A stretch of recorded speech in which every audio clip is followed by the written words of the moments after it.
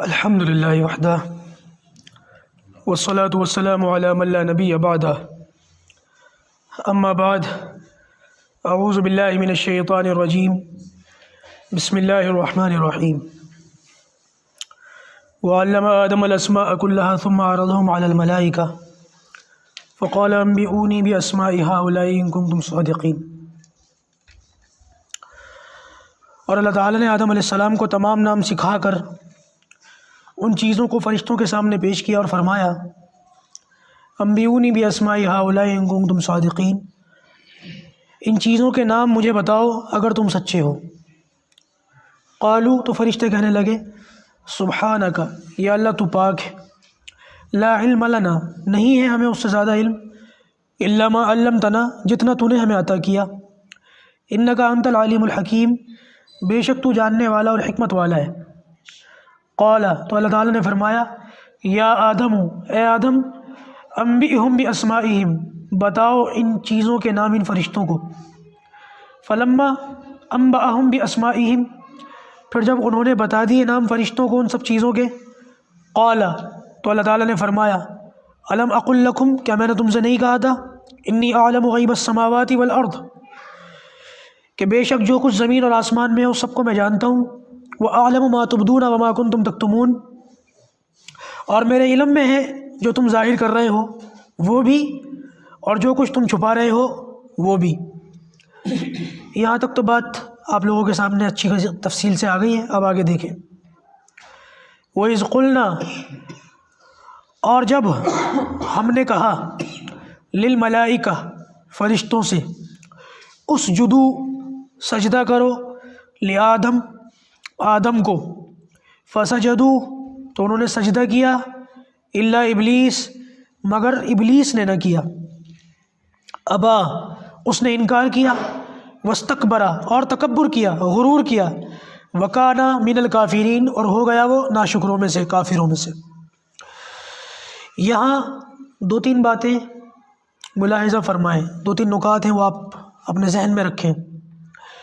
پہلی بات تو یہ یاد رکھیں کہ اللہ تعالیٰ نے فرشتوں کے سوال کے جواب میں یہ بات کہہ دی کہ جو کچھ میں جانتا ہوں وہ تم نہیں جانتے۔ فرشتے کہہ رہے تھے نا ایک ایسی مخلوق پیدا ہو رہی ہے جن کے اندر نافرمانی کرنے کا بھی عنصر ہوگا، نافرمانی کرنے کا بھی، گناہ کرنے کا بھی مادہ ہوگا، تو وہ تیری نافرمانی کریں گے، تو تیری طرف سے کوئی حکم آئے اور وہ اس حکم کو پورا نہ کریں تو ایسی مخلوق کس طریقے سے تیرا نائب اور تیرے خلیفہ ہو سکتے ہیں؟ تو اللہ تعالیٰ نے پہلے تو جواب دے دیا جو میں جانتا ہوں وہ تم نہیں جانتے۔ بعد میں یہ جواب فرشتوں کو سمجھانے کے لیے اللہ تعالیٰ نے کچھ چیزیں سکھائیں، فرشتوں کو بھی سکھائیں، آدم علیہ السلام کو بھی سکھائیں، کچھ چیزوں کے نام بتا دیے۔ پھر بعد میں امتحان کے طور پر پوچھا ہاں بھائی ان چیزوں کے نام تم بتاؤ۔ ان علوم کو لینے کا مادہ فرشتوں کے اندر نہیں تھا، لہٰذا وہ ان چیزوں کے نام یاد نہ رکھ سکے، بتا نہ سکے۔ اللہ تعالیٰ نے یہ مادہ آدم علیہ السلام کے اندر رکھا تھا، آدم علیہ السلام نے ان ناموں کو سیکھ لیا اور ناموں کو بتا دیا۔ پھر اس کے جواب میں فرشتوں نے کہہ دیا یا اللہ تو پاک ہے، ہم اتنا علم نہیں ہمارے پاس جتنا تو نے ہمیں دیا، اس کے علاوہ تو نہیں ہے۔ بعد میں جب یہ بات ثابت ہو گئی کہ ایک مخلوق ایسی ہے جس کا علم فرشتوں سے بھی زیادہ ہے اور اس کی فضیلت فرشتوں سے بھی اوپر ہے، اور اس بات کو فرشتوں نے مان لیا ہے، تو اب اللہ تعالیٰ کی منشا یہ ہوئی کہ باقاعدہ اس کام کو عملی طور پر بھی انجام دے دیا جائے۔ علمی طور پر تو فرشتوں نے مان لیا، سرنڈر کر دیا، اب عملی طور پر بھی باقاعدہ کوئی کام ایسا کروایا جائے کہ لوگوں کو نظر آ جائے ہاں بھائی عملی طور پر بھی یہ لوگ مان چکے ہیں۔ وہ کام کیا کیا؟ اللہ تعالیٰ نے یہ کہا کہ سجدہ کرو، آدم کو کھڑا کر دیا بیچ میں اور فرشتے کھڑے ہو گئے چاروں طرف، اور اب کیا کروایا؟ سجدہ کروایا۔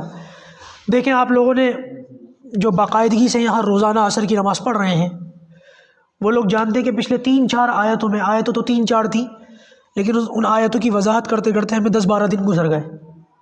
کیوں؟ اس لیے کہ صرف ترجمہ مقصد نہیں ہے یہاں پر، بلکہ تفسیر کا مطلب ہی یہی ہے کہ ہر بات کو کھول کھول کر کے بیان کیا جائے اور اس کے اندر کوئی سوال آئے تو ان کے جواب دیے جائیں۔ اب اس آیت کے اندر بھی کچھ سوال آ رہے ہیں۔ ایک سوال تو یہ آ رہا ہے، سب سے پہلا سوال تو یہ آ رہا ہے کہ اللہ تعالیٰ نے حکم دیا تھا فرشتوں کو سجدہ کرنے کے لیے اور انکار کیا ابلیس نے۔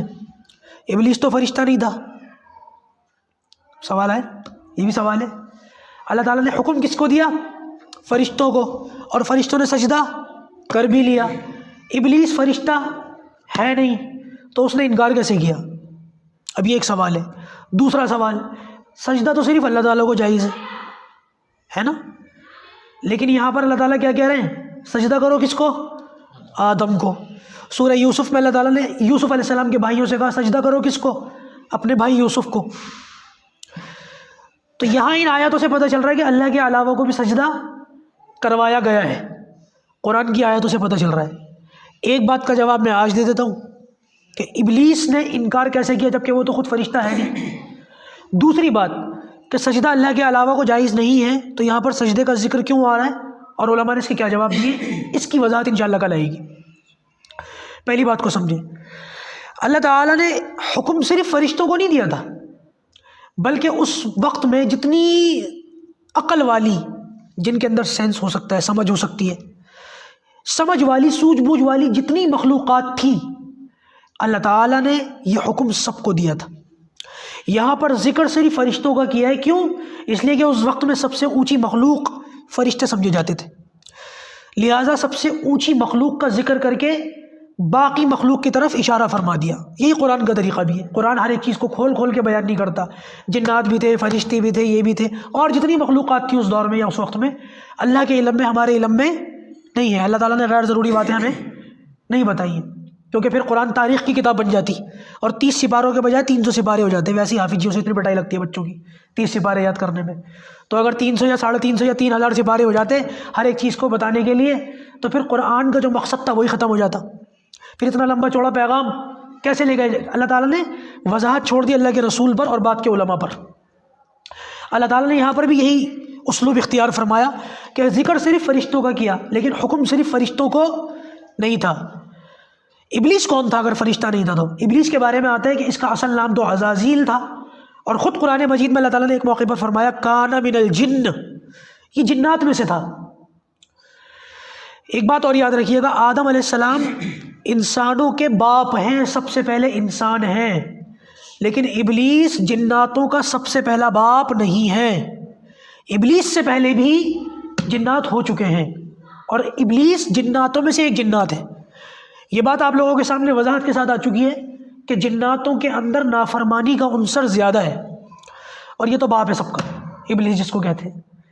لیکن یہ بہت بڑا عبادت گزار تھا، اللہ تعالیٰ کے یہاں اس نے کئی لاکھ سال، کروڑ سال عبادت کی ہے۔ بعض علماء سے میں نے یہاں تک سنا، میں نے کسی کتاب میں نہیں پڑھا، اساتذہ سے سنا اپنے، کہ زمین کا کوئی حصہ بھی ایسا باقی نہیں ہے جہاں پر ابلیس نے سجدہ نہ کیا اللہ تعالیٰ کو۔ آپ کی عبادت آپ کو بچا نہیں سکتی اگر آپ کو عبادت کا غرور ہو جائے تو۔ غرور کی بھی کئی قسمیں ہیں، ان میں ایک بڑی خطرناک قسم پتہ ہے کون سی ہے؟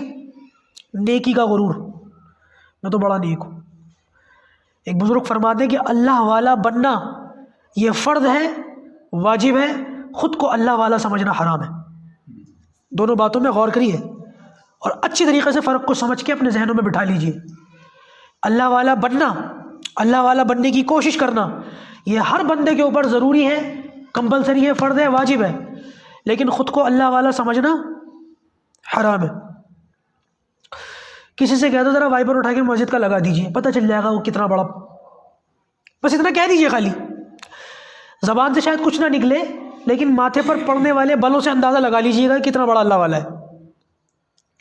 یہاں سے پتہ چلتا ہے بندہ جب تک پوری طور سے بندگی ادا نہیں کر سکتا جب تک وہ اپنے آپ کو مٹا نہ دے، اپنی ہستی کو نہ مٹا دے، اپنے آپ کو مٹانا پڑتا ہے اس لائن میں۔ یہ اللہ والے جو گھوم رہے ہیں، چلے 4 مہینے کی محنت کر رہے ہیں، اور یہ جو خانقاہوں میں بیٹھ کر بزرگان دین اللہ اللہ کے ضربے لگا رہے ہیں، کس لیے؟ اسی لیے تو ہے تاکہ بندہ بندگی کو پہچانے کہ بندگی کا مقصد کیا ہے۔ بہرحال بات دوسری طرف چلی گئی۔ عرض یہ کر رہا تھا کہ اس وقت میں اللہ تعالیٰ نے حکم ساری مخلوقات کو دیا تھا، ذکر یہاں پر صرف فرشتوں کا کیا ہے، اشارہ کر دیا فرشتوں کا ذکر کر کے باقی مخلوقات کی طرف۔ تو یہ بات یاد رکھیے گا کہ اس وقت میں سب سے افضل مخلوق فرشتے سمجھے جاتے تھے، کیونکہ علوم سب سے زیادہ انہی کو حاصل تھے۔ لیکن یہ بات یاد رکھیے گا کہ قرآن کے طرز سے پتہ چل گیا کہ سب سے زیادہ علوم فرشتوں کے پاس نہیں تھے، بلکہ ایک مخلوق اللہ نے ایسی پیدا کی کہ اس کو ایسے علوم عطا فرمائے جو فرشتوں کے پاس بھی نہیں تھے۔ اس سے پتہ یہ چلا کہ فرشتوں کے پاس انسانوں کے برابر علم نہیں ہے، اور جناتوں کے پاس تو فرشتوں کے برابر بھی علم نہیں ہے۔ علم کے مقابلے میں فرشتے انسانوں سے بھی نیچے ہیں اور جنات فرشتوں سے بھی نیچے ہیں۔ کیٹیگریز بنتی ہیں یہاں پر علم کی۔ اللہ تعالیٰ نے سب سے زیادہ علم کس کو دیا ہے؟ اپنی مخلوقات میں انسانوں کو۔ لیکن اللہ تعالیٰ قرآن میں فرما رہے ہیں وما اوتیتم من العلم الا قلیلا، میں نے تمہیں بہت تھوڑا علم دیا ہے، اپنے آپ کو عالم مت سمجھنا۔ وما اوتیتم من العلم الا قلیلا، بہت تھوڑا علم دیا ہے۔ سب سے زیادہ مخلوقات میں علم انسان کے پاس ہے، چاند پر جا رہا ہے، مارس پر جانے کی کوششیں کر رہے ہیں، ہوا کے اندر جو ہے وہ کھیتی کر رہے ہیں، اور اس کے پاس کیا ہے؟ کوئی علم نہیں ہے۔ پوچھ لو موت کے بعد کیا زندگی ہے؟ کوئی جواب نہیں ہے ان لوگوں کے پاس، کوئی جواب نہیں ان لوگوں کے پاس، کوئی علم نہیں ان لوگوں کے پاس۔ کتنی چیزیں ایسی ہیں کہ سائنس کے پاس ان چیزوں کا جواب نہیں، کامن چیزیں۔ ہاں بھائی ہمیں نیند کیوں آتی ہے؟ کوئی جواب نہیں ہے۔ ہمیں نیند کیوں آتی ہے؟ کوئی جواب نہیں۔ ہمیں موت کیوں آتی ہے؟ کوئی جواب نہیں۔ موت کے بعد کیا ہے؟ کوئی جواب نہیں ہے۔ انگریز جو ہیں وہ ٹیکنالوجی میں ترقی میں تو ہم سے آگے ہیں، لیکن زندگی کیسے گزاری جائے گی، معاملات کیسے کیے جائیں گے، معاشرت کیسے سکھائی جائے گی، ان چیزوں کا، ان باتوں کا جواب ان کے پاس نہیں ہے۔ یہ باتیں کس نے سکھائی؟ نبی کریم صلی اللہ علیہ وسلم نے اس امت کو سکھائی۔